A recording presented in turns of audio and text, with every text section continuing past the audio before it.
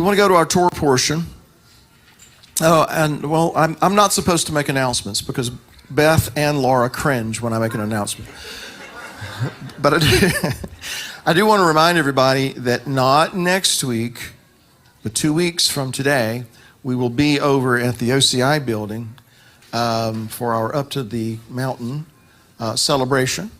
And our brother Paul Wilbur is going to be with us.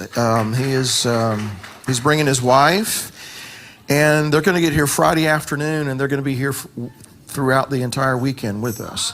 So he's going to minister Saturday night in music, but he's also going to share with us on Sunday morning.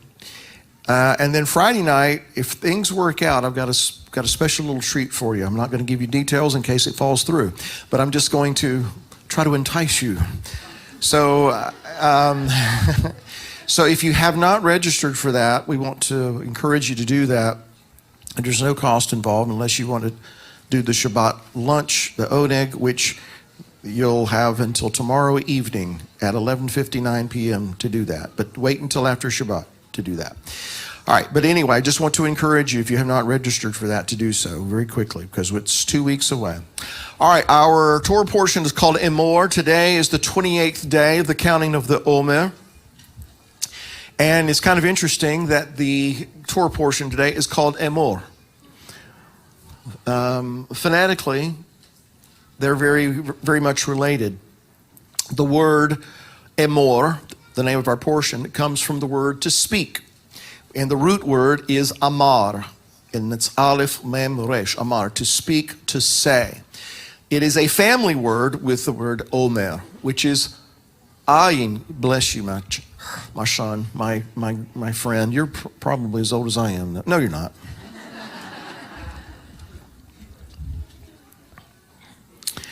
The word omer, that measurement, is ayin mem resh. And so I've shared this with you several times, but just to kind of reiterate, the word amar, to speak, to say, goes kind of thematically connected to the word omer, because each and every day we want our Father to speak to us.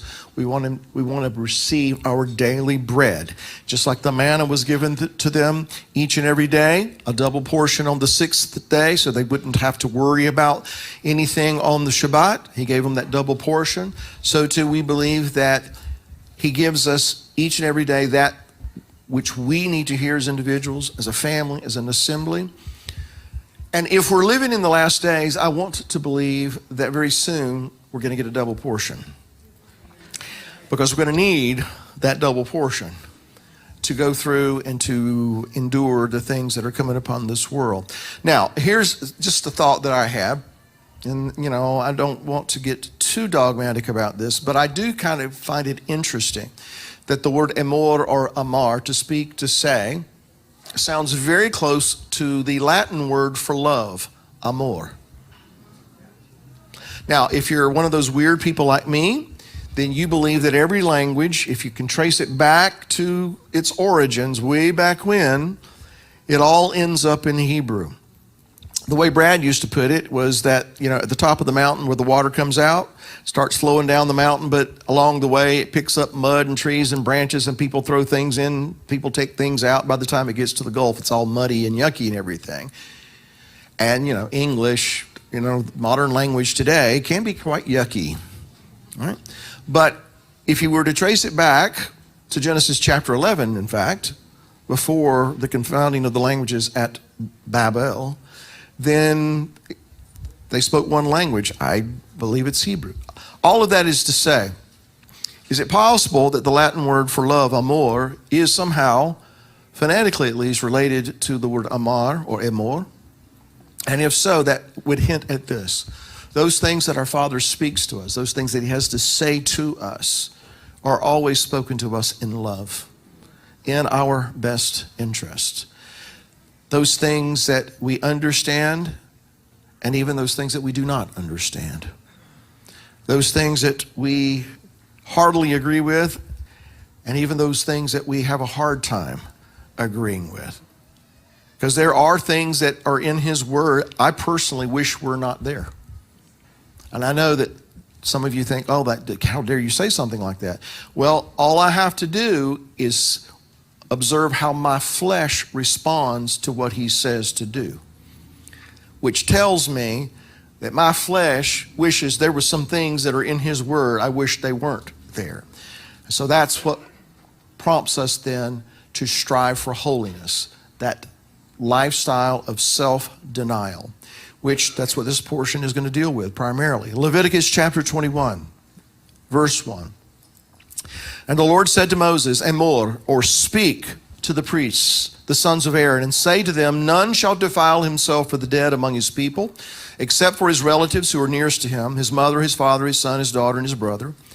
Also his virgin sister who's near to him, who has had no husband, for her he may defile himself. Otherwise he shall not defile himself, being a chief man among his people, to profane himself. Put simply, in the terms of the sanctuary, the priest's service would be interrupted if he came in contact with something that was regarded as unclean, if he was defiled by something that was corrupt or dead.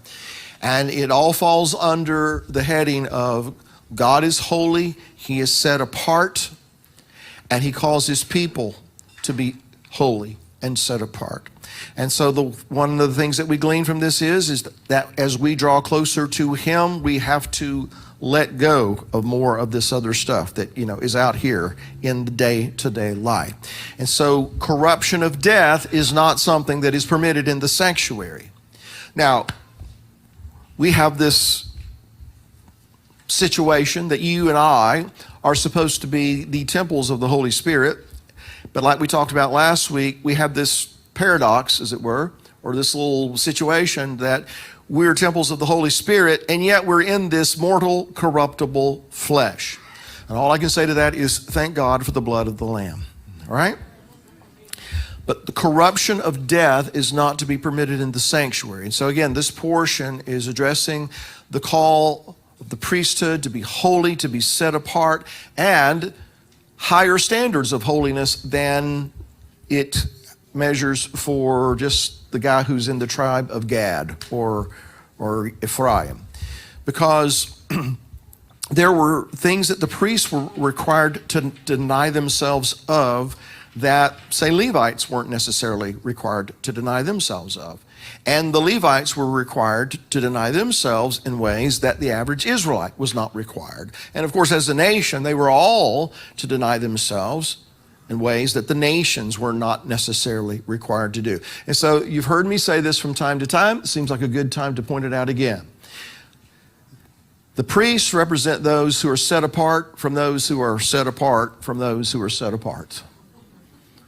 The nation is set apart from the nations. The Leviim, the Levites, were set apart from the tribes. But the sons of Aaron were set apart from the Levites. And it all had to do with this. How close do you want to get to the Creator? Because the closer you want to get to him, the more of all of this out here you're going to have to release and let go of and die to. And so you consider where most people were when there was a temple, when there was a sanctuary. Most of the people were in the court. But as you moved into the holy place, it was a lot less populated than the courtyard. But when it got to the most holy place, it was pretty much a remnant. And so there is something for all of us to glean from that. The closer we desire to get to him, the more of us there is that has to die. It's one thing to say it, it's another thing to do it. So again, the closer to God one approaches, the more that is going to be required of that person. And so self-denial increases with nearness to the Creator, because he is that all-consuming fire that the writer of Hebrews referred to. And if we are going to present ourselves as a living sacrifice, the implication is all of the things that are corruptible and mortal and things that are not conducive to life, those are the things that are going to get burned up. Now, if that standard applies to an individual, then it most certainly applies to a fellowship, to a congregation, to an assembly. So each and every one of us here, those who are represented out there, those of you who are on the other side, can you hear me on the other side? All right.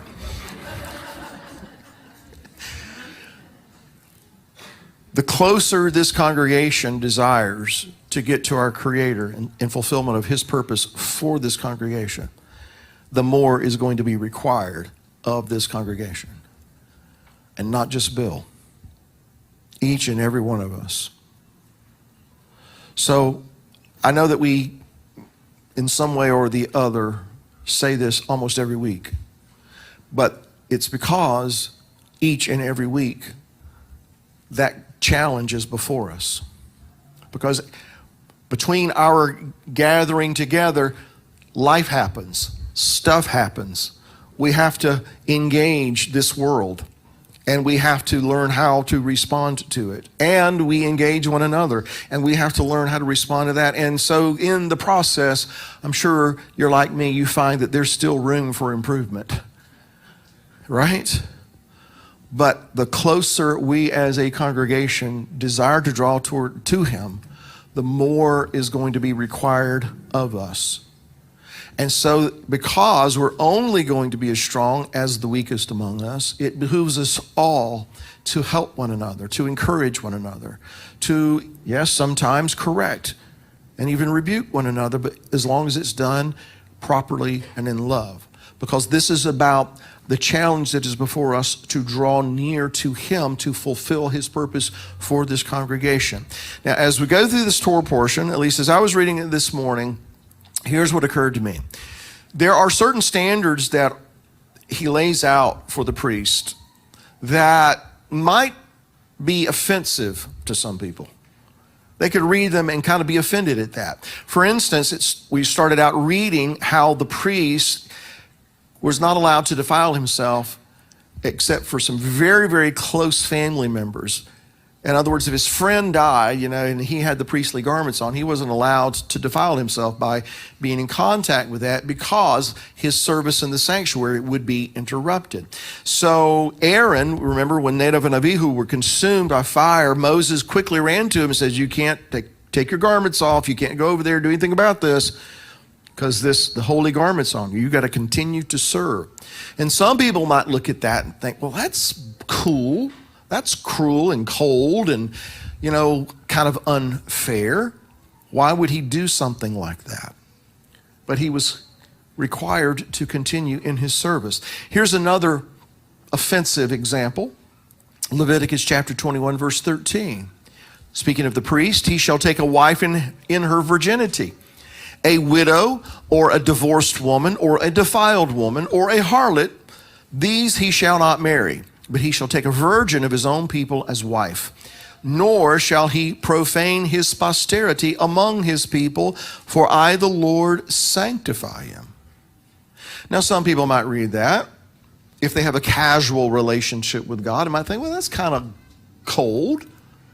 I mean, a harlot, yeah, I get it. A woman who's defiled herself, okay, I can kind of understand that. But what about the widow? What about the divorced woman? Because if she's a widow, it was not of her doing that she's a widow. And we presume that in many cases in Israel of old, if she was divorced, it was most likely not of her doing. And yet, the priest could not be joined to these women in marriage. And so our culture would probably take offense at something like that. Think it seems a little bit unfair. We also see in this Torah portion that no one among the sons of Aaron with a physical defect could participate in the priesthood where offerings were concerned, even if they were born that way, even if God made them that way. Now, they could still partake of the bread. They weren't going to go hungry. It's just that they could not approach the altar or the veil in terms of an offering. Why? Because there's a defect. Well, they were made that way. And yet the standard still was in place. And so what I'm trying to convey here today is that there are some who would look at something like that and say, well, that's not fair. Because that is typically how we as human beings respond to things that we don't particularly like or that do not appeal to us or our flesh. It's not fair. Of course, in our culture, we have taken that phrase to the extreme. For instance, it's not fair that I was born biologically a male and I want to be a woman. So it's only fair that I should be able to identify as a woman. And so we've got men masquerading as women, participating in women's sports. And now some of the women are thinking, I don't know if I like this or not. But it's only fair. It's only fair that a man masquerading as a woman should be able to go in and use the ladies' facilities in certain department stores that we won't mention. Because we live in a culture where everybody should get a trophy. Everybody who shows up for work needs to get paid at least $15 an hour. That's only fair. Well, that may be the way of the world, but it isn't the way of the kingdom. Now, fairness can be something that is equitable or something that is impartial, but most often in this world, that's not how that term is used. It's kind of changed and evolved into something else, at least as far as the culture goes. I mean, I can remember when the word gay meant somebody was kind of happy. And then it became something else. You know, in my day, it was, or my younger days, it became, well, you know. But now, according to the kids, it means something that's stupid. You know, it's not cool or whatever. So, you know, the word has evolved and taken on different meanings. And so fairness in our culture, in today's world, as far as I'm concerned, has nothing to do with fairness. Fairness is the term that is used most often to justify what we want to do, to justify our desires. So by man's standards and by man's use of that word, God's way doesn't appear to be fair.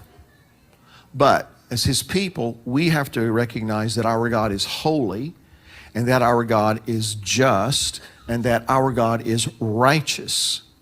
And that standard of holiness and the boundaries that he defines to guard that holiness are just. And he doesn't relax the standards because somebody might think, well, that's not fair. He doesn't change it. He doesn't remove it just to accommodate us wanting to do what we want to do. So this standard remains in place. And by the way, the standard of no defects in the priest was the same standard that was attached to the offerings themselves. He wasn't going to accept an offering that had a defect, that was impaired in any way, that had a blemish.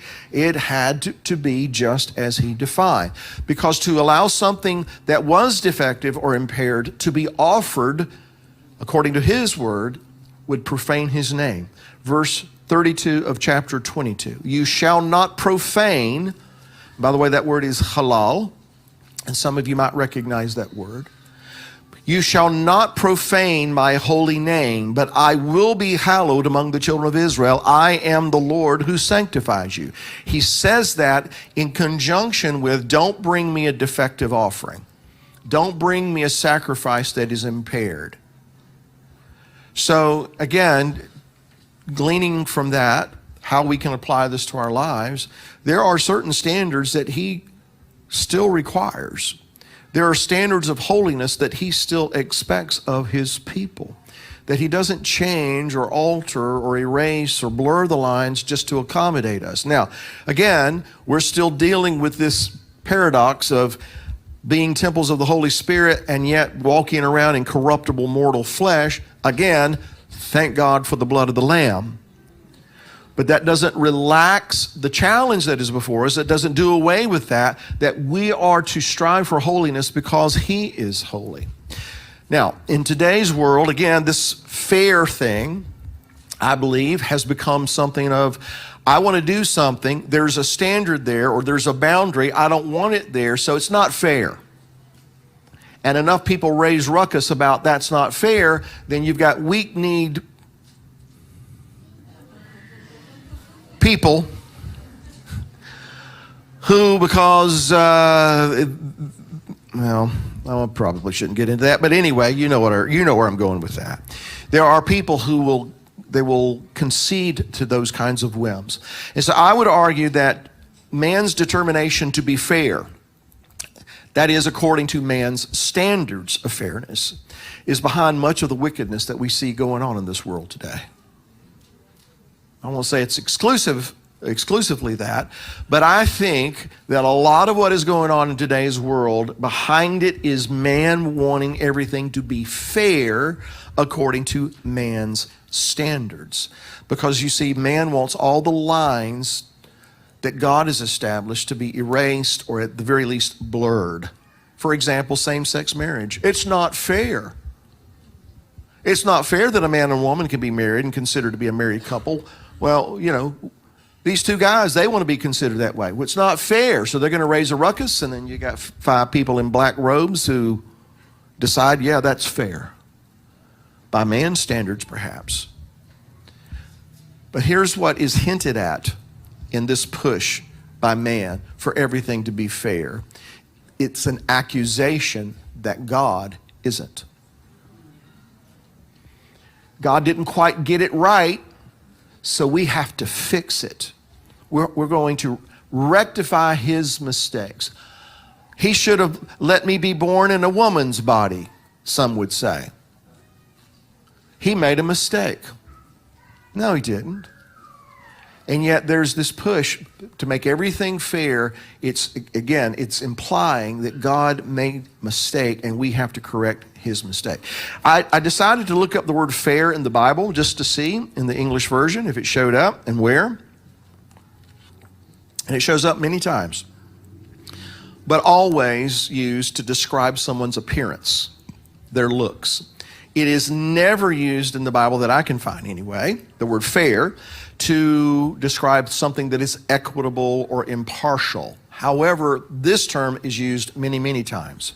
Righteous, just, to describe our Father, to describe his ways. They are righteous and they are just. Psalm 89 verse 14, righteousness and justice are the foundation of your throne. Mercy and truth go before your face.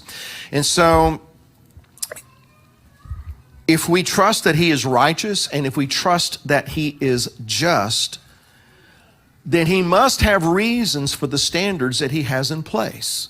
If we really believe that he is righteous in all of his ways, if he is just in all of his ways, if that is the foundation of his throne, then he must have a reason for saying, do this, don't do that. And that means I may not always understand why, but I have to trust that he is righteous and that he is just. Here's what Brad would say: God is smarter than we are. In fact, Jonathan, show that picture real quick, if you've got it. No, not that one. There we go. His daughter sent this picture to me several months ago. This is his grave marker. Do you see what he had put on his stone? God is smarter than we are. Even when we don't understand things, he's still righteous and he is still just. So I hope you don't mind me showing that to you, but that just really speaks to my heart. So because our Father, Yud-Heh-Vav-Heh, because he is holy, his standards have to be respected, whether I understand them or not, whether my flesh thinks they're fair or not. They have to be respected. They have to be appreciated, because he has called us to be holy as well. And so it boils down to this: are we willing to pay the price that is required to be in his presence? Are we willing to pay the price that is required for his presence to abide with us, to dwell in us, to be among us? Because there is a hefty price for that. And again, as a congregation, and this is kind of, the essence of what I'm wanting to talk about today. As a congregation, as we move forward, presumably drawing closer to him, more and more will be expected of us. Just like as an individual, we grow in our walk, we grow and mature in our faith, and we realize the closer we get to him, the more stuff comes bubbling to the surface that he shows and demonstrates to us. That needs to be dealt with now. Why didn't you deal with it 5 years ago? Well, it wasn't time for that, apparently, because you weren't that close yet. But as you've drawn closer, now we need to deal with this. And tomorrow it'll be that. And the next day it'll be this. And the next day and next year it'll be something else. Until that day we see him as he is, and this mortal puts on immortality and corruption puts on incorruption. We will forever be challenged with those things that we need to put out of our lives, those things that we need to die to. So again, it boils down to, as a people, as a congregation, as a family, what have you, are we willing to pay the price that is required to be in his presence? Because he's not going to remove or ignore his standards just so that our comfort can be accommodated. Our desires must give way to his will. Psalm 24, verse 3. Who may ascend the hill of the Lord, or who may stand in his holy place? The answer is, he who has clean hands and a pure heart, who has not lifted up his soul to an idol, nor sworn deceitfully. Now, most literally, the answer to the question is the priests. Because who got to stand in his holy place?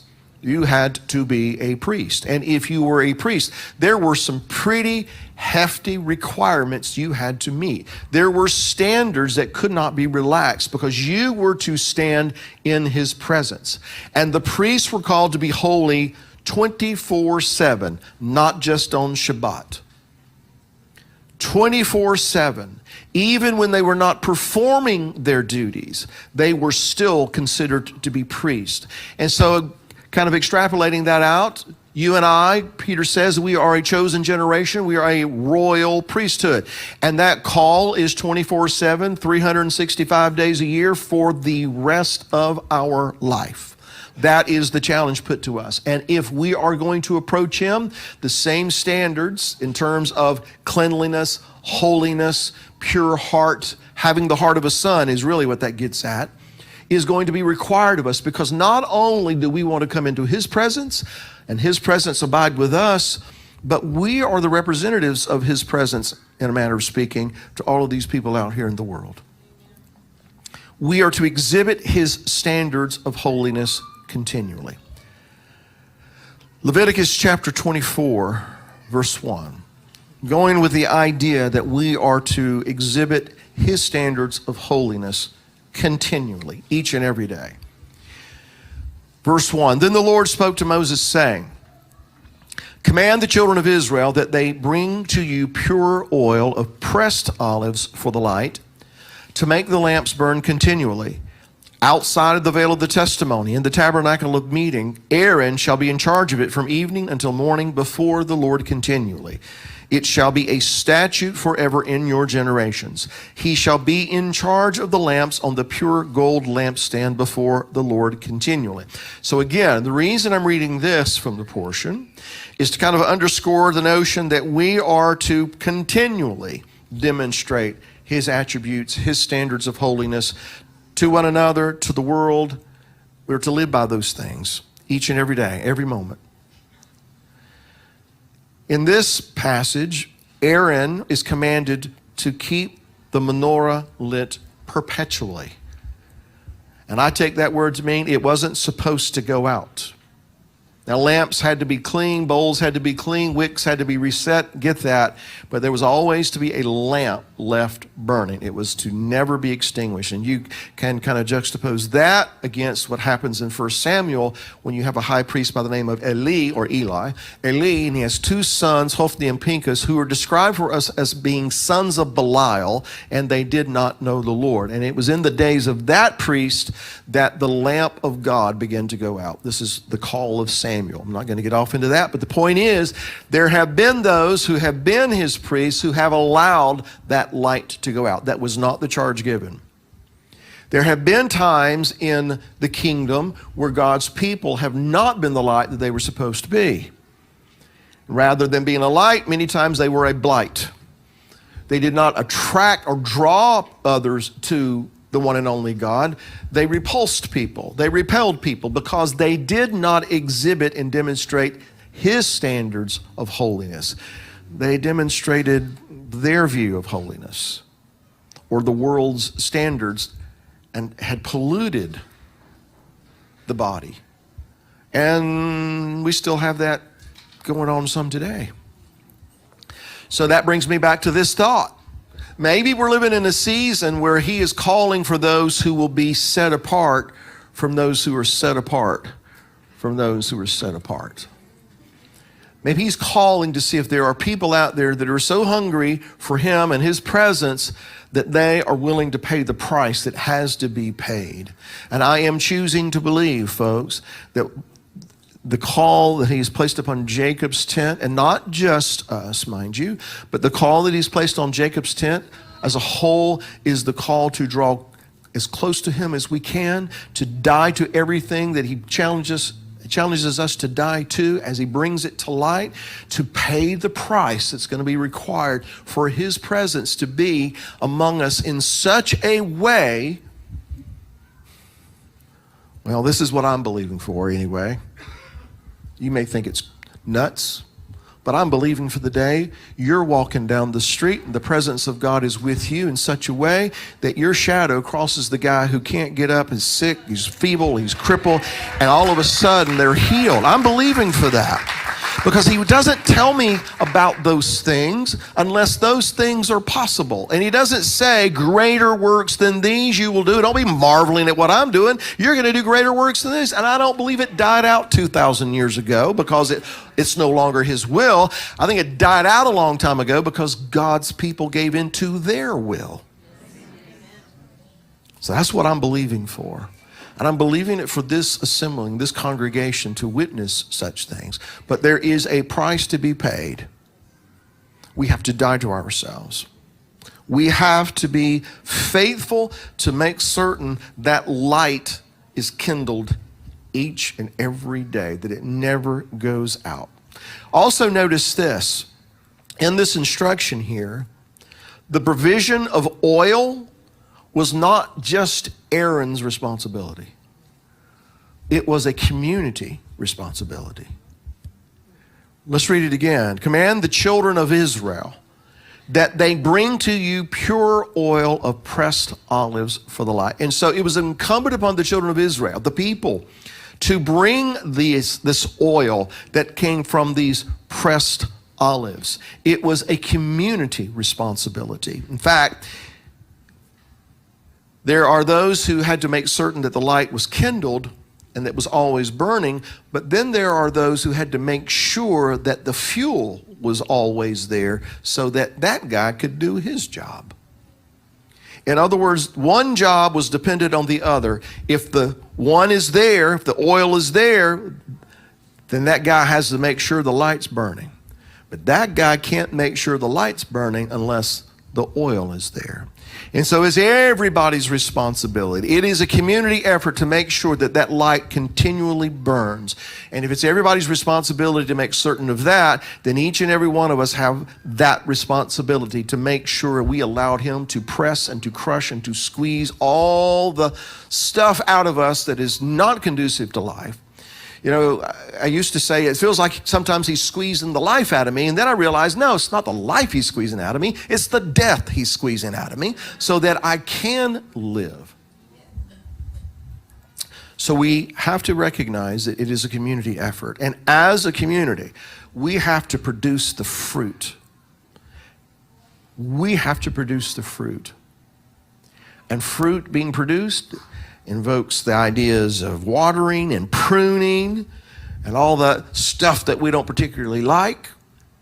And yet it's all necessary if there's going to be an abundant amount of fruit. And the fruit has to be pressed and squeezed and put in that situation where it does feel like our very life is being squeezed out of us. And yet all he's doing is rendering that pure oil. And here is the deal. It's a lifetime job. For the rest of our lives, this is what we're called to. pressing and squeezing. And then when we think we just can't take any more, some more. And just when we think we've gotten to the place, you said you wouldn't put on me any more than I can bear, and I'm telling you, I'm there. How many of you ever said that to him? And then the next day, he brought some more. God is smarter than we are, right? So, considering that, and it is a lifetime job, is it fair? Is it fair to have to be pressed and squeezed in this way for the sake of others who aren't submitting to that right now? Is it fair or is it right? Kind of a difference, isn't there? But it is the price that has to be paid if we're going to do his will. This same question, is it fair that we have to go through this when others aren't? And particularly for the sake of those people who are not? What was it that Tevye said? Couldn't you choose somebody else? This question came up in times past. In fact, it's recorded for us in Ezekiel chapter 20. It's not so obvious. You have to kind of look very carefully at it. But in Ezekiel chapter 20, there were elders of the children of Israel who came to Ezekiel the prophet, and they wanted to inquire of the Lord. And when they came to him through Ezekiel the prophet, he just stopped them dead in their tracks and said, no, I've got some things to say to you first. And then he began to recount to them all the things that they and their fathers had done all the way back to the land of Egypt. And you were there and you were serving their gods, and I brought you out, and you still did the stuff you wanted to do. I was going to wipe you out, but for my name's sake, I didn't do it. I'd raise up your children, and I was going to bring them into the land, but they did the same thing you did, and it's been that way ever since. And so picking up in verse 31, he says this, so shall I be inquired of by you, O house of Israel? As I live, says the Lord God, I will not be inquired of by you. What you have in your mind shall never be. This is what they're wanting to ask him. When you say, we will be like the Gentiles, like the families in other countries, serving wood and stone. That's what they wanted to ask. Can we do that? Why can't we just be like everybody else? The kids down the street don't have to do chores. How come we have to do chores? As I live, says the Lord God, surely with a mighty hand and with an outstretched arm and with fury poured out, I will rule over you. So the essence of their question was this isn't fair. Why do we have to be like this? Why can't we just be like everybody else? You're not fair. And by man's standards, okay, by man's standards. But if we're looking at it from his point of view, it's just, it's right. I know that you've all heard this from your parents growing up. I don't care what they let their kids do. In my house, this is the way it's going to be. I think I've probably more than once I've told you the story about one night I was out, I was 19, acting like a 19-year-old is sometimes prone to do when they want to do what they want to do. And I was encouraged by other 19-year-olds to act like 19. Because, you are a man officially now. You can do what you want to do. Yeah, I can do what I want to do. Until I got to my dad's house. And when I, tried to convince him that I should be able to do what I want to do in his house, he took me by my shirt, picked me up off the floor, pinned me to the wall. My feet are dangling in the air, and we were eye to eye, nose to nose. And he basically said, show me you're a man. And I realized real quick, I don't think I'm ready for this just yet. Basically, his word to me was, I will rule over you. I don't care what you think is fair. You're going to do what's right in this house. And so that is what our Father puts before us. Do we want it to be fair, or do we want it to be right? Now, there's something else we need to look at as well. By doing what is right, there are benefits. There are rewards.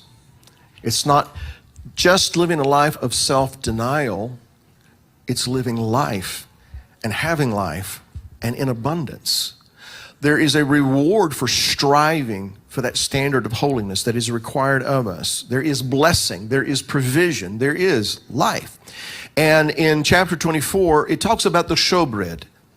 And I want us to read that and look at it as an example of the benefit of holiness. Verse 8, Leviticus 24.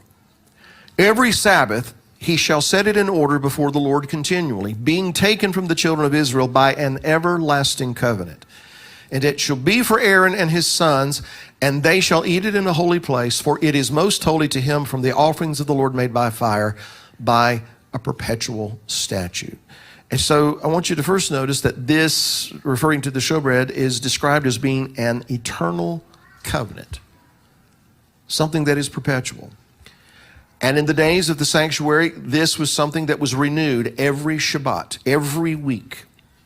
And that bread that had been there in the tabernacle, that had been in that holy place for those days, it was then divided among the priests.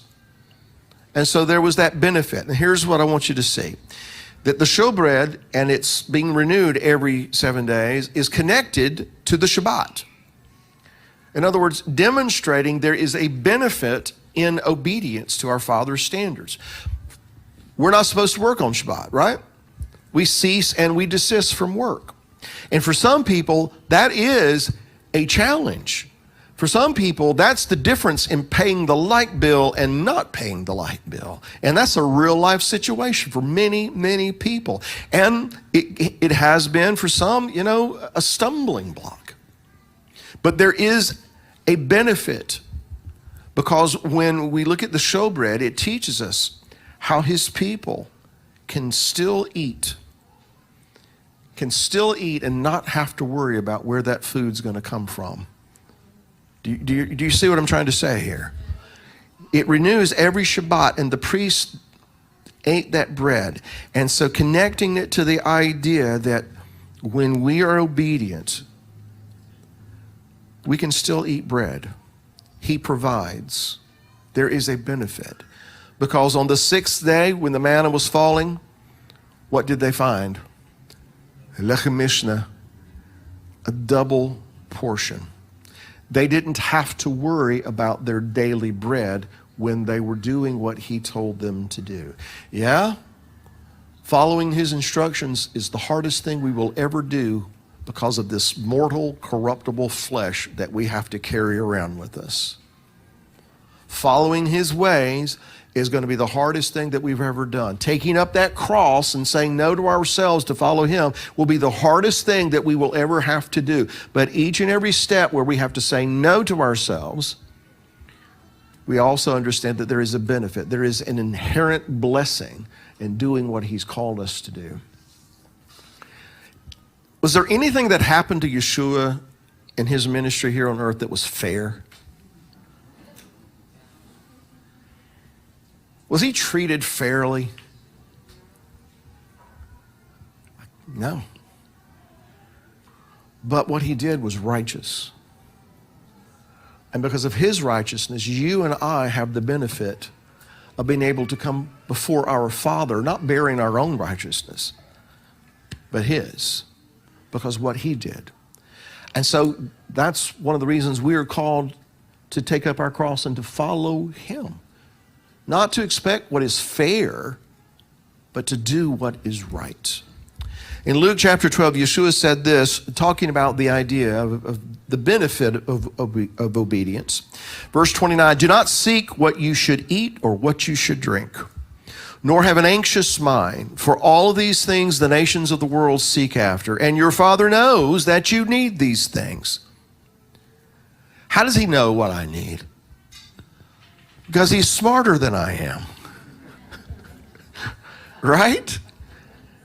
He knows what I needed. He knows that I need it before I realize I need it. There have been many times in our married life where he provided for us before we realized there was a need. And it was already there. I will testify on behalf of this congregation that he has provided what we need before we needed it. And if he has done that thus far, we're going to continue to believe that that's how it's going to be, as long as you and I are willing to pay the price that is required of us to draw close to him, to receive that favor. And so Yeshua points out very clearly that the Father cares for those who love him and for those who seek to obey him. And he is in no way unfair to them, but is abundant in goodness and in truth. What about those who, in the priesthood, for instance, they were disqualified from serving him in some way? And I think of all the things that I've done and all of the mistakes that I've made and the people that I've hurt in the process and the stuff that I've just left in my wake. How about that?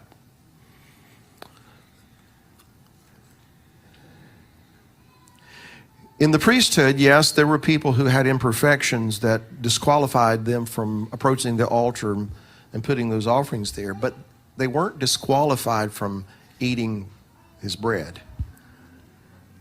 You know, he took care of them still.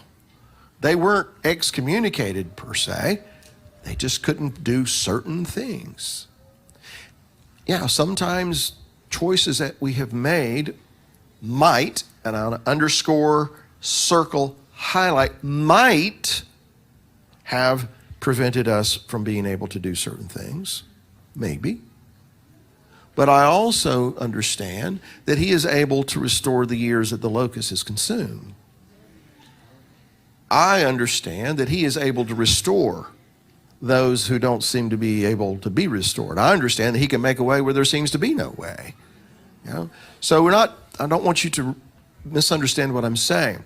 But even though there were those who were disqualified from certain service because of imperfections and defects and these kinds of things, he still took care of them. He was still good to them. He wasn't unfair to them. And so there's a verse, as I was thinking about this, there's a verse that I love that it's found in the Gospel of Matthew, and it's talking about the Messiah, and it's taken from Isaiah, but it's talking about the Messiah, and it's in chapter 12, verse 18. Behold, my servant whom I have chosen, my beloved, in whom my soul is well pleased. I will put my spirit upon him, and he will declare justice to the Gentiles. He will not quarrel, nor cry out, nor will anyone hear his voice in the streets. And then this is the part I wanted to focus on. A bruised reed he will not break, and smoking flax he will not quench, till he sends forth justice to victory, and in his name Gentiles will trust. Now there's several things going on there, but the one that just really jumps out to me is this. If he sees a bruised reed, he's not going to break it off and put it out of his misery. He doesn't do that. So if he doesn't break it off, what does he do? What's the implication? He might try to mend it.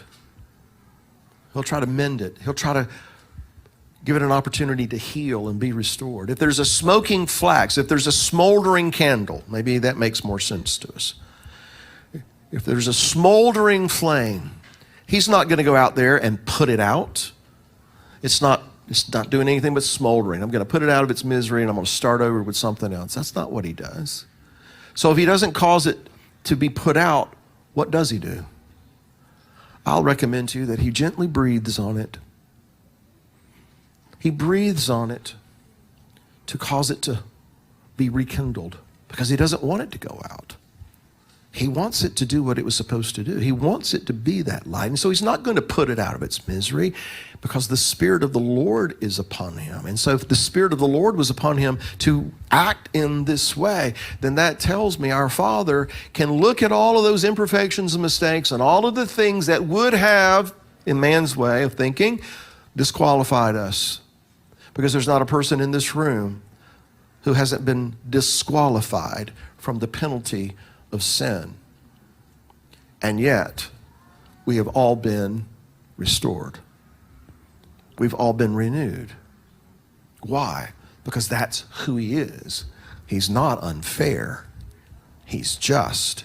He's righteous. He's abundant in goodness and truth and mercy and long-suffering and compassion. All of these things.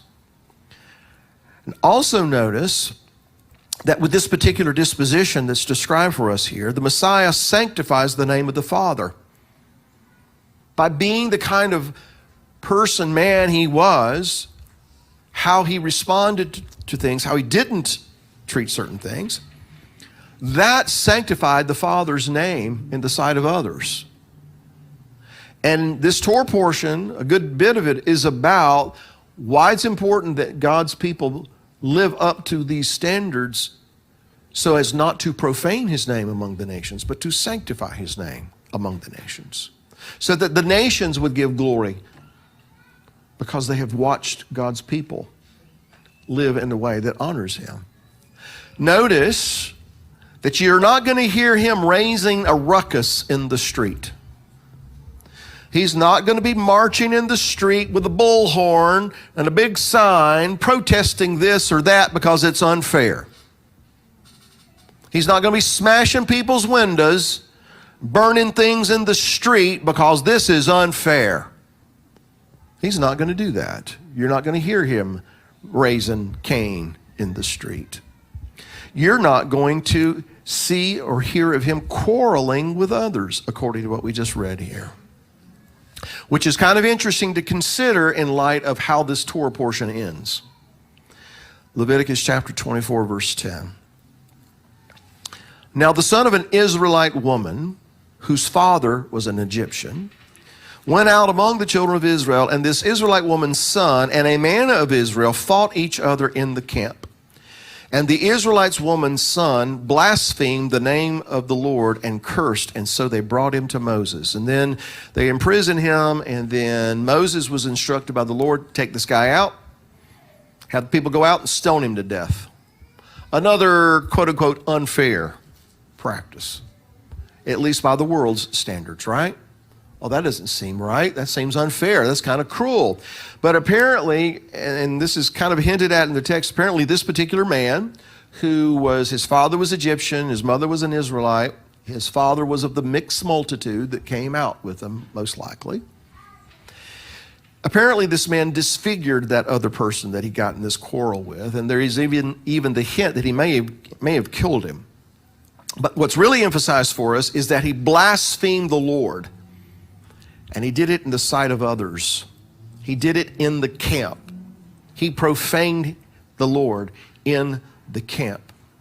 So considering how much of this Torah portion deals with God's holiness and the charge given to God's people to be holy, this action on the part of this young man, I'm assuming he's young, it kind of stands out as a blatant challenge to the commission that's given to us to sanctify his name, because that's exactly what he didn't do. And he didn't do that in the sight of others.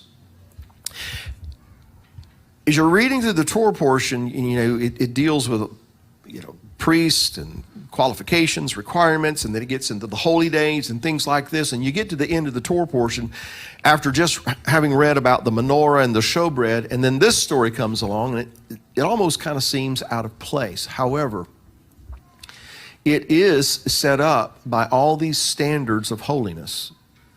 And the whole idea about the menorah being in light and the responsibility of the priest to make sure the light is always burning Why? Because there is this commission to be a light to those in darkness, and the responsibility of the people to bring that oil that's been pressed from those olives so that there can be that light. And the showbread, and how there is this provision and this inherent blessing in doing what is right in our Father's eyes. And then all of a sudden you've got this story. And so it's not really out of place. It's just demonstrating that look what happens when you don't take these things seriously. Look what happens when somebody takes it upon themselves, makes a concerted effort to go out, to go into the camp, and then to get into a quarrel with someone else. And it doesn't tell us what the quarrel is. Apparently that's not really important for us to know what caused it. What's really important for us is to see the result, what it leads to. Because his sin was witnessed, he became liable to the death penalty. And whatever caused it, his anger got so that he went out into the camp, got into a quarrel with this other guy, which tells us that no good ever comes of strife. It is a detriment to families. It is a detriment to the camp. It is a detriment to the people. Consider the strife that broke out between Abraham's herdsmen and shepherds and Lot's. As a result of that strife, Abraham and Lot had to split off. And Lot, because he wasn't the man Abraham was, he decided, I'm going to go over there where it's nice and green and all the vegetation is, over there, the 5 cities of the plain. I'm going to hang out over there. And we see what happened. He lost most of his family. And apparently everything else as well. And it all started because of strife. No good comes of strife.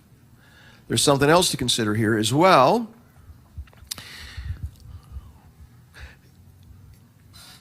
This man, his father was Egyptian, and most likely of that mixed multitude that came out. And if you will recall, it was the mixed multitude who first started craving meat, and then incited the children of Israel to desire meat. And that ended up in a situation where the quail was coming out of their nostrils and was loathsome to them. And then a plague broke out in the camp. Why? Because they listened to the mixed multitude. If you go back, it was a mixed multitude, most likely anyway, that kind of helped the thing about we need a God of gold that's going to lead us, because we don't know what has become to this Moses fellow. And so here's my point. Bringing the world's standards into the assembly of the Lord never ends up well. Something we're going to have to continue to be on guard against, be stalwart in our effort to make sure that we don't allow the world's standards to become our standards. Now, we're in the world, we live the world, we're contaminated by the world, we have to deal with the world. And each and every one of us have to figure out what about that world is affecting us, infecting us. Recognize it, deal with it, overcome it, so that it doesn't contaminate the assembly. Now, in response to what happened here, God's answer is basically where this man was concerned and why this needs to be done, because it's an eye for an eye and a tooth for a tooth. And it's not necessarily saying that if I hurt somebody's eye, then somebody needs to come pluck mine out. If I hurt your hand, doesn't necessarily mean you get to cut my hand off. It is just saying measure for measure. If you take a life, if you murder someone, it's right, it's just for your life to be given up in place of that one. If you kill someone's animal, you need to compensate that person fairly because you killed his animal. So we understand those things, but think about it in this manner. Measure for measure, because this is what was going on here. If you profane the name of the Lord, what is the result? What is measure for measure mean? Do you understand what I just asked you? You know, if someone murders someone, we understand that capital, or no, is it capital punishment? Yeah, corporal punishment is what Mama used to do with the switch, right? Capital punishment is what the governor does with the switch, right? So if someone murders someone, then I'm one of those people that think that capital punishment is, valid, because it's a measure for measure. If I go out and shoot his cow, then I need to be able to replace his cow. That's only right, measure for measure. But what happens in that context if I profane his name? What happens if I bring reproach upon his name in the sight of others? What's the appropriate measure that's given back to me? By what standard that we act upon,